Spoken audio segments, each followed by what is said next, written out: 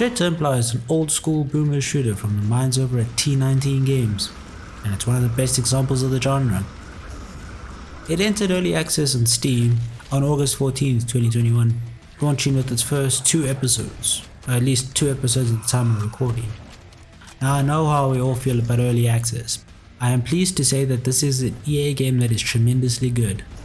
We play as Dread Templar, who enters into hell to get his revenge. Pretty generic in terms of story, but it's not the worst thing I've ever heard. But what we all came for is actually the gameplay. And in this department, I am pleased to say that it is fantastic and one of the best. I mean, here is just a snippet from me having a go.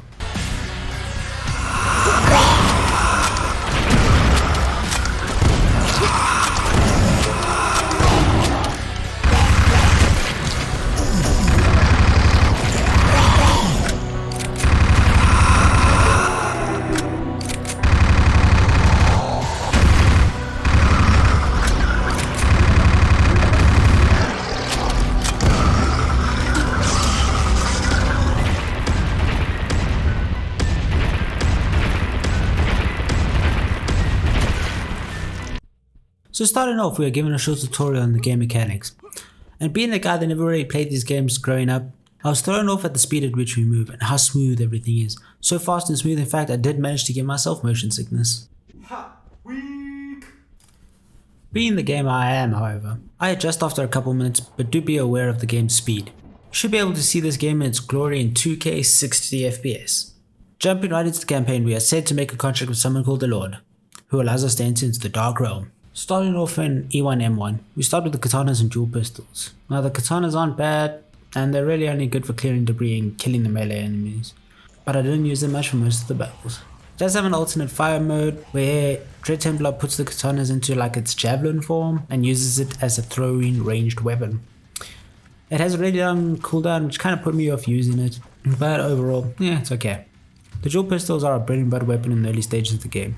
Classic, but don't do huge amounts of damage. Our first weapon pickup is on this level, the pump action shotgun. Yeah, it's okay. Good for the early game and kills most early enemies in one shot, but unremarkable in most ways. I hear you shouting in the background there, but what about a better shotgun? Don't worry, random people on the internet, we will get there. One thing I did notice is that the devs are very generous with their save points. I'm not sure if it's because of the difficulty I'm playing on, but it felt like they were put before nearly every fight. Kind of feels like it took the risk out of it. Our next weapon pickup is the dual Uzis, and I love these things. So satisfying to mow down a whole corridor demons. Chef's kiss. Mwah. As I'm sure you've noticed, the music for this game is perfect for what it needs to be. It filled me with so much hype playing this, and while editing, I was jamming to the music more than I was actually working.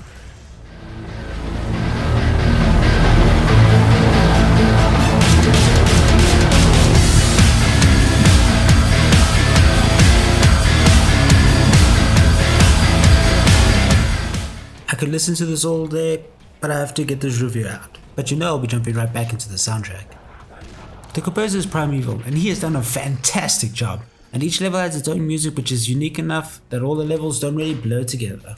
Now for that crowd that was shouting earlier, we do pick up the double barrel of sawn-off. And oh, this thing is fantastic. After I picked it up, I never went back to that shotgun. This one is so much better. Splendid damage, great speed, oof, makes me shudder. Now there is quite a variety of enemies for an early access game. Excluding bosses are counted over 10 different types and 3 unique boss encounters, so the enemies are pretty varied. Speaking of bosses, early on we fight Lord, the first boss in the game, who has a magical mace. He isn't that tough here, but he summons these massive purple balls that slow you down and damage you. They are the bane of my existence. You will come to understand the pain. He stops the fight about halfway and leaves after telling us you get inside us. And it's back to climbing on some demons. Oh yeah, that's the good stuff. Now this game does have an upgrade system, which adds modifiers to your weapons and skills, like shorter cooldowns on dashing or more ammo for your different guns. They require these blood packs to unlock more slots for the upgrades, and the tokens you find around the world are the upgrades themselves, but won't come into effect until equipped at the altars. One of my favorites is the upgrade to the pistols. It completely changes the way the pistol looks to be way more badass. I think it's the same pistol that's used on the cover. Continuing on through the game, you're taken to some underground dungeon in the castle, where we have to fight our way out. This is one of the places that start to sexual platforming while fighting with the demonic hordes. Mostly pits over death cabinet. Not anything too out of the ordinary, but it does get to show off how good the movement feels in the game. If you're a certified gamer like me, you will be like water. Be formless, shapeless, like water. We eventually ascend far enough out of the dungeon to end up in some sunken ruins. Hell seems like an odd place. This is where we get these barnacle spitter things. They're a pain to deal with, but there are some cool interactions with, like you can knock them off the walls with the trap bomb. It won't just stun them, but if you're lucky you can pierce two at the same time. This is also where we get the game's version of the rocket launcher. A solid rocket launcher, but not one of my favorites. I think it could do with an explosive area buff. Fighting our way through the ruins, we finally make it to the boss area, a giant spider, who can spawn spiders from his back and also call in bigger mutated spiders. He isn't a tough boss, most of his attacks are easily dodgeable, but you gotta worry about the ads. In terms of design, he's certainly unique. I love that he has these mouths on his back and will just scream out. Really feels demonic, you know? Whoever you are that designed this boss, you get the kid seal of approval. You did an amazing job.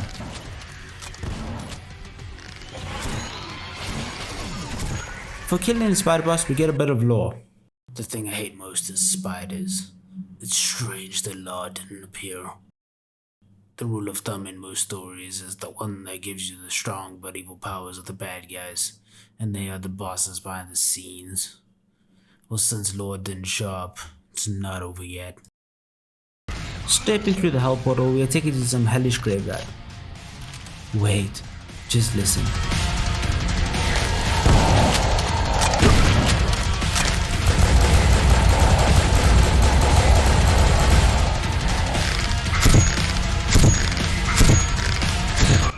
Oh man, this music is so good. Like most boomer shooters, most levels are filled with secrets. The thing is, right, I have no sense of direction IRL.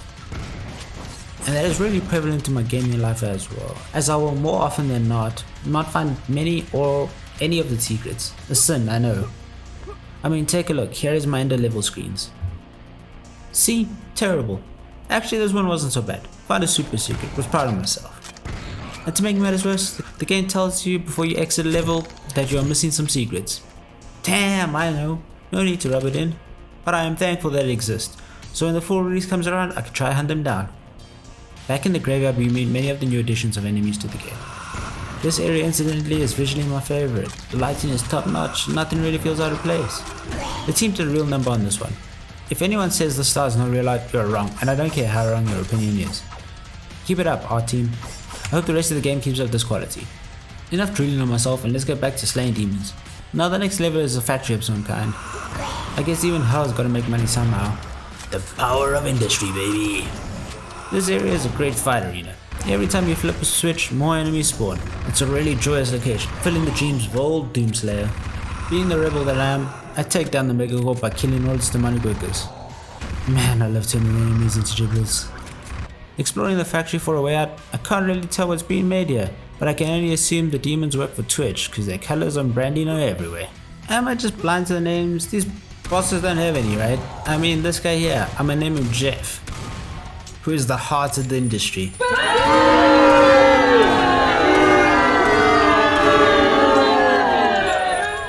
Now I'll see myself out. Fighting Jeff here is a bit trickier than before. He has these eye lasers and a magical spike trap, making him hard to stay close to. But as my uncle used to say, circle strafe. I was very confused as a child.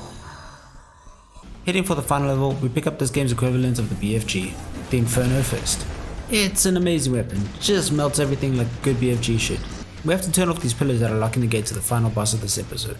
And each one spawns a small horde for us to murderize. After the pillar, it's finally time to focus on the final boss, Lord. At first he seems pretty easy, and then he transforms. Oh, hell no! This guy does not mess around. His neon purple mode is a real tough fight. I got really close on my first attempt. Now what makes him tough isn't the AoE, or the teleporting sword nonsense.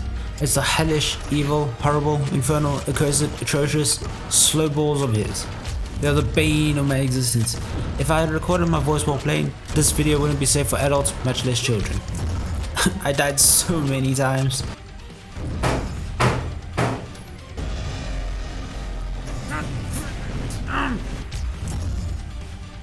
Oh my God.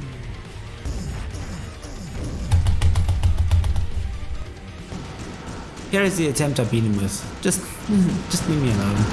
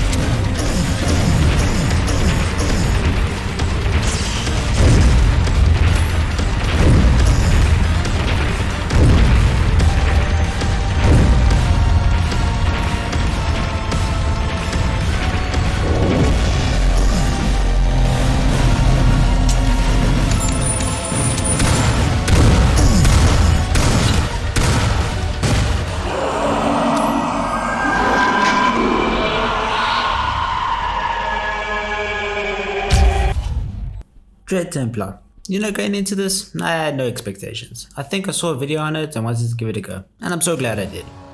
I can wholeheartedly recommend it. From the artist side of me, this game is amazing graphically, and the art direction is amazing.